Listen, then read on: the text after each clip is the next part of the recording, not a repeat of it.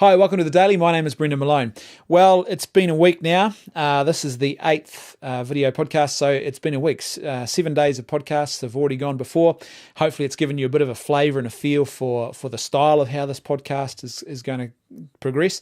But who knows, maybe it'll develop and adapt over time. I've got a few little ideas sitting in the back of my mind about little things I'd like to do and adapt. And if you want to throw your suggestions into the mix or give me your feedback anytime, that's always most welcome. I want to talk today really about one of the reasons why I decided to start doing this podcast. And I see it was, I guess it's two reasons really. And it's a problem. It's a negative issue that's really has arisen and reared its ugly head, and I think in a very nasty way, particularly on social media. And it got to a point for me, I was just finding myself over a period of months, particularly through last year, getting more and more annoyed by what I was seeing online. The way, not people's opinions, but the way people were sharing and conducting themselves on social media. So the way they were sharing views, or more particularly the way they were attacking people who held diverse views to their own. And I got really annoyed about this, and some people get so annoyed they just withdraw from social media. Well, I don't think that's necessarily the answer. I mean, maybe it is for some people, but for me, I think social media is a tool. I often hear people say, "Oh, well, that's how social media works. It's just conducive to people abusing other people, and that's the problem with it." Well, I disagree. Social media is a tool, and those decisions that we see people making about how they conduct themselves online are being made by rational, free human beings who have the free will and the rational intellect to be able to make better choices and to choose not to engage in that sort of behavior. But for some reason, they are choosing to do that. Yes, the internet does make it a little bit easier to facilitate some of those excesses, but still, at the end of the day, people are making a choice. And when I used to do that sort of stuff, I was making a choice as well. The name calling, the smarmy stuff, the condescending down talk. That's a choice I've made as to how I'm going to address someone or another group of people online. So really, if we want to see change in this area, I think we've got to actually be that change. Yeah, I know it's a bit of a cliche, but I think it is important. You be the change you want to be, you want to see.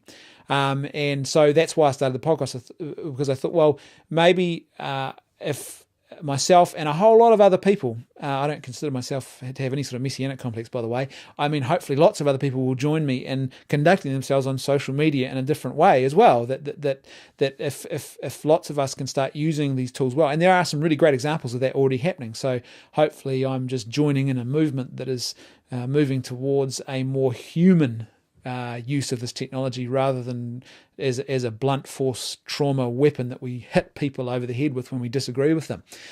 And so the issue really is, I think, is driven by tribalism. We've got this tribalism that exists in our culture, and it's very much on social media as well. And it doesn't just permeate social media. Academic circles, universities are just rife with this sort of stuff now. It's in the public domain. And what we've got is this sort of, people are divided into tribes, and when they speak their mind on issues, they're really trying to appeal to their tribe, and it's all about attacking the other tribe. And often what happens in that situation is they're not really addressing the issue. They're not presenting arguments. They're not responding to arguments. They're just calling people names. And everyone in their tribe goes, "Oh, that's excellent. Well done. You really showed them."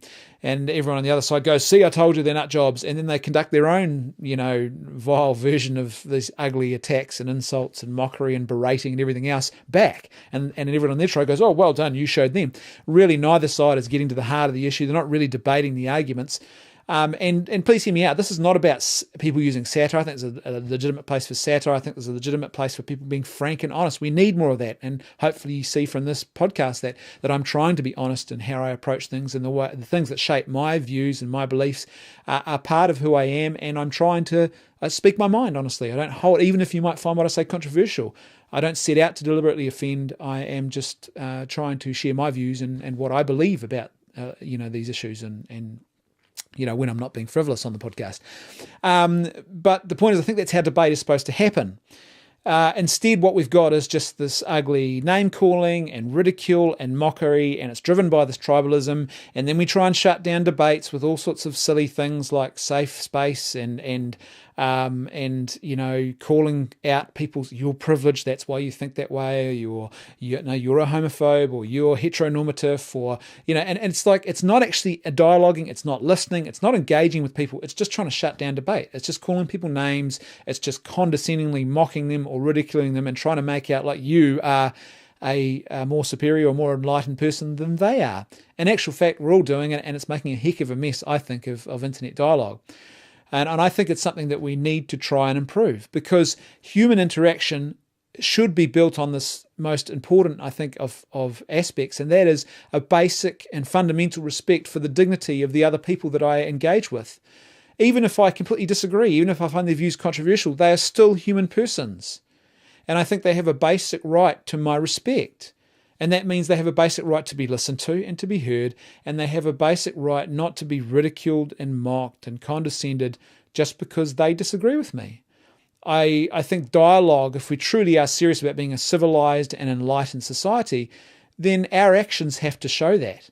And in many ways, I think the current tribalism and ugliness of social media sort of betrays the fact that we're not really as civilized and enlightened as we think we are.